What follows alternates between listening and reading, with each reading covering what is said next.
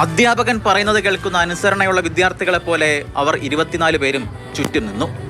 ഉപ്പിന്റെ കുറവും കൂടുതലും മധുരത്തിന്റെ ഏറ്റക്കുറച്ചിലും അധ്യാപകനിൽ നിന്ന് അവർ പഠിച്ചു. പഠിച്ചെടുത്ത പുതിയ പലഹാരങ്ങൾ അധ്യാപകന്റെ മുന്നിൽ വിളമ്പിയപ്പോൾ ഓരോരുത്തരിലും ആകാംക്ഷ. അതൊക്കെ ശരിയാണ്. ചെറിയൊരു മധുരം കൂടി വന്നു കഴിഞ്ഞാൽ നിങ്ങൾ എല്ലാത്തിലും ഈ കണ്ടുപോകാൻ ഓവറായിട്ട് സ്പൈസസ് ചേർക്കും. സ്പൈസസ് കുറച്ച് കുറയ്ക്കുന്നതാണല്ലോ. അപ്പോൾ പരിപ്പിനായാലും കടലയ്ക്കായാലും അടയ്ക്കായാലും ഏതിനായാലും നമ്മൾ ഈ ഏലക്ക ചേർക്കുന്നതിലൂടെ എൻ്റെ ആ ഒരു സ്വാദം, എൻ്റെ ജനുവനായിട്ടുള്ള സ്വാദ് പോകും.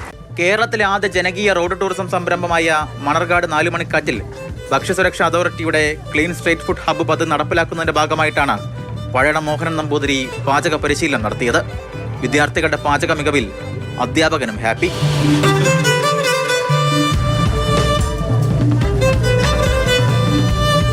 പുതിയ പിള്ളേരെങ്ങനെയുണ്ട്? സാറിനെ കടത്തിയിട്ടു? പുതിയ പിള്ളേർക്ക് ഞാൻ കഴിഞ്ഞ തവണ വന്നപ്പോൾ അത്യാവശ്യം വേണ്ട എനിക്കറിയാവുന്ന കാര്യങ്ങളൊക്കെ പറഞ്ഞു കൊടുത്തു. പക്ഷേ അവർ വളരെ പെട്ടെന്ന് ഗ്രാസ്പ് ചെയ്യും. അവർ അതിനേക്കാൾ ഡെഡിക്കേറ്റഡ് ആയിട്ട് എല്ലാം ചെയ്യുകയും ചെയ്തിട്ടുണ്ട്. വളരെ നന്നായിട്ട് ചെയ്തിരിക്കുന്നു. ഇപ്പോൾ ഈ 4 മണിക്കാറ്റ് എന്നുള്ള ഇതൊരു എക്കോളജിക്കൽ ഗാർഡനാക്കി അവർ മാറ്റിക്കഴിഞ്ഞു. അവിടെ നല്ല ഭക്ഷണം, നാടൻ ഭക്ഷണം കൂടി നല്ല രീതിക്ക് കൊടുത്തു കഴിയുമ്പോൾ സുഖമായിട്ട് ഇവിടുത്തെ കാര്യങ്ങളൊക്കെ നടക്കും. എല്ലാ ആശംസകളും നന്നായിട്ട് പോകുന്നുണ്ട്. കുട്ടികളൊക്കെ നന്നായിട്ട് പഠിച്ചു, നന്നായിട്ട് ചെയ്തത്. തങ്ങൾക്കറിയാവുന്ന നാടൻ പലഹാരങ്ങളാണ് ഈ അമ്മമാർ 4 മണിക്കാറ്റിൽ ഇത്രയും നാൾ വിളമ്പിയത്. കൂടുതൽ പരിശീലനം ലഭിച്ചതോടെ 12ഓളം പുതിയ പലഹാരങ്ങൾ കൂടി ഇനി വിളമ്പും.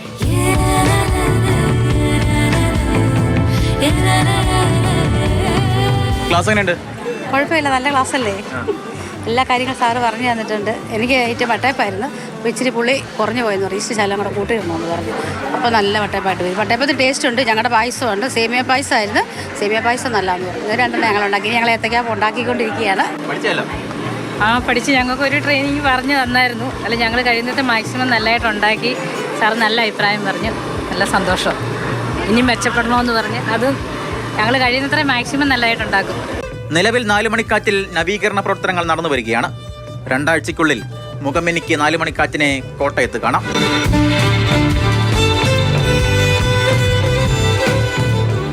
മാതൃഭൂമി ന്യൂസ്, കോട്ടയം.